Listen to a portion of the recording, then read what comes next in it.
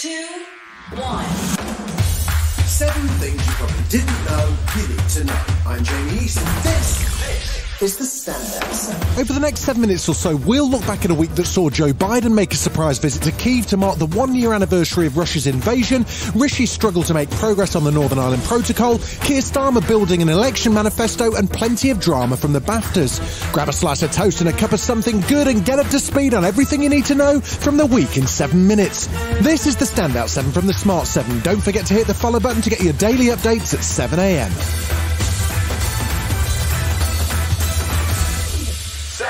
US President Joe Biden made a surprise visit to Ukraine on Monday, just days before the anniversary of Russia's invasion. As well as committing to a further $500 million of military support, including more ammunition for long-range rocket systems, he pledged further sanctions against Moscow. He also said Vladimir Putin had underestimated the West's resolve, telling Russia it was dead wrong to assume Western support for Ukraine could be outlasted. I was warning the world that he was going to attack. I was certain of it. I thought it was critical that there would not be any doubt, none whatsoever, about U.S. support for Ukraine in their war against the brutal attack by Russia. Ukrainian President Volodymyr Zelensky was optimistic after the visit. And this is really the most important visit of the whole history of Ukraine-US relationship. Tuesday saw Vladimir Putin take the stage, addressing Russia's joint houses of parliament for the first time since 2021. As usual, Vladimir was busy blaming everyone except Russia for the ongoing war. The responsibility for escalation of Ukrainian conflict and fanning it is fully and square on the Western elites and, of course, on today's Kyiv regime. His 2-hour speech gave no hint of regret or any sign of compromise. Instead, he spoke about suspending Russia's participation in the New START agreement, which is the last remaining nuclear arms control agreement between Russia and the United States. He also warned that Russia was ready to resume nuclear testing. US President Joe Biden responded from Warsaw, where he met with NATO and pledged ongoing support for Ukraine. 1 year ago, the world was bracing for the fall of Kyiv. Well, I just come from a visit to Kyiv, and I can report Kyiv stands strong. Kyiv stands proud. It stands tall. And most important, it stands free. As the anniversary of the war loomed, Ukrainian First Lady Elena Zelenska spoke to Susanna Reid of Good Morning Britain, who was on site in Kyiv, and she praised the UK for their steadfast support of Ukraine in the face of Russia's aggression. Great Britain from day one demonstrated the most sincere and the most powerful support. And this is truly a great example of leadership. Friday saw the UK hold a minute's silence at 11 a.m. to mark the invasion's 1-year anniversary. But as Vladimir Putin made clear throughout the week, the war is by no means over. And during a speech to mark Defender of the Fatherland Day, he announced Russia will deploy its new Sarmat intercontinental ballistic missile, nicknamed Satan II. UN Secretary-General Antonio Guterres called out Moscow's threats about possible use of nuclear weapons. The so-called tactical use of nuclear weapons is utterly unacceptable. It is high time to step back from the brink. The UN passed a resolution calling for comprehensive, just and lasting peace on Thursday, a vote which China abstained from. Meanwhile, NATO Secretary-General Jens Stoltenberg, speaking at the B9 conference, reinforced the support for Ukraine and made NATO's stance clear. We will stand by Ukraine for as long as it takes. I met with President Biden and what we call the B9 leaders, and the message from them, as it is from all NATO allies, is that we cannot allow Putin to win in Ukraine.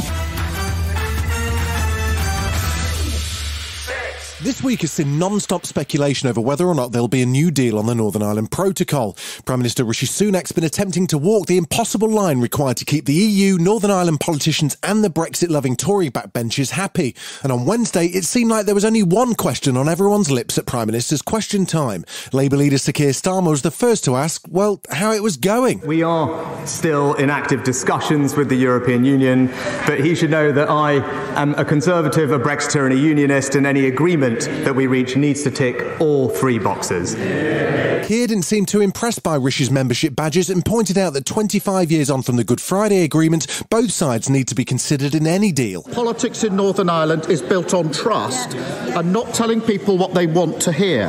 And the need to take seriously the concerns of both communities, nationalist and unionist. It's vital their voices are heard. Rishi did at least appear to suggest there'll be a vote on any bill, and Labour's Shadow Attorney General Emily Thornberry says that Labour will be happy to support a sensible proposal that avoids Brexit extremists. If it's a deal that's in the interests of our country, the Prime Minister can rely on us to support him. He doesn't have to negotiate with these headbangers in the Tory party. Labour leader Sir Keir Starmer laid out his plan for the UK on Thursday as part of the building blocks of Labour's next election manifesto. His central argument is that after 12 years of Tory rule, it's time to give someone else a go, ideally him. He has 5 missions for a better Britain, as he explained during a speech in Manchester, placing them directly against Rishi's 5 promises. Mission 1, secure the highest sustained growth in the G7. Mission 2, build an NHS fit for the future. Mission 3, make Britain's streets safe. Mission 4, break down the barriers to opportunity at every stage for every child. And 5, we will make Britain a clean energy superpower. So far so good, and with a healthy lead in the polls and a Tory government on its 3rd Prime Minister, what's the next step in Keir's plan? If anyone wants to know, do the public trust and want any of this, then there's a very good way to find out. Let's have a general election.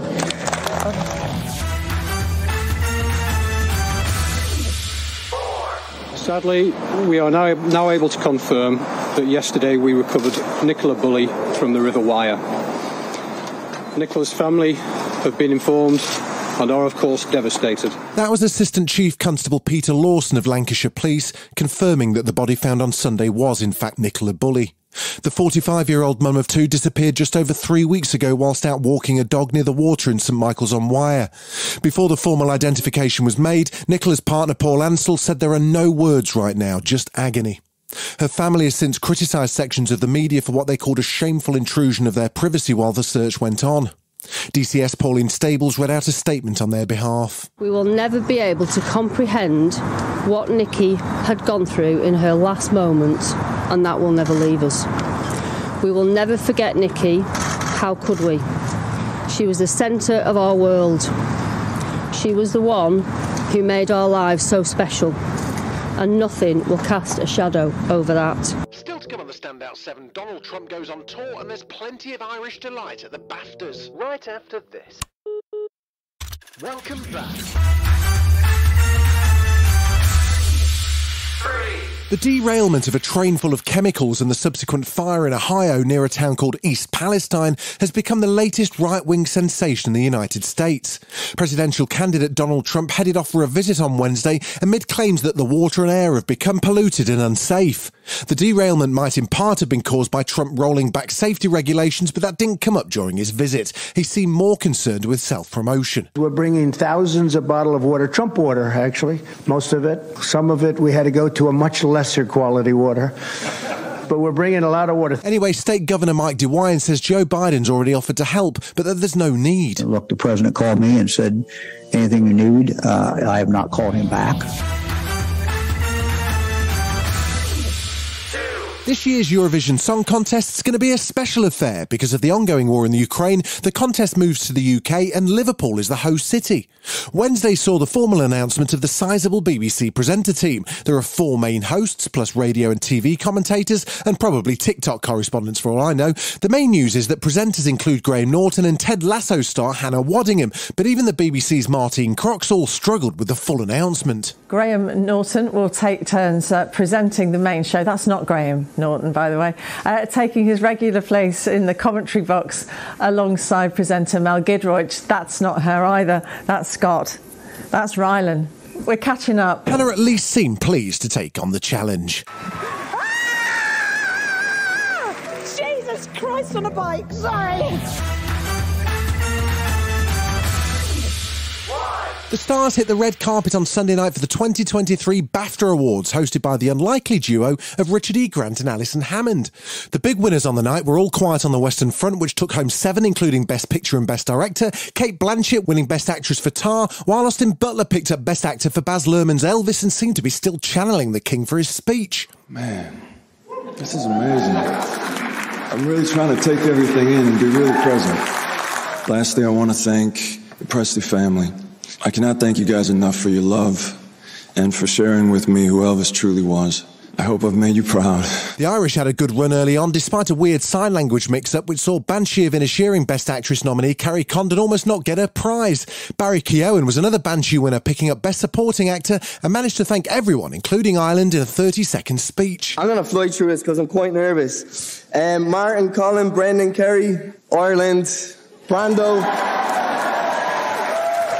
This is for my son as well, Brando, for my mother, and also for the kids that are dreaming to be something from the area that I came from. This is for you. This has been the Standout 7, the best of the week from the Smart 7. We'll be back tomorrow, 7 a.m. with the Sunday 7. Have a great rest of your weekend.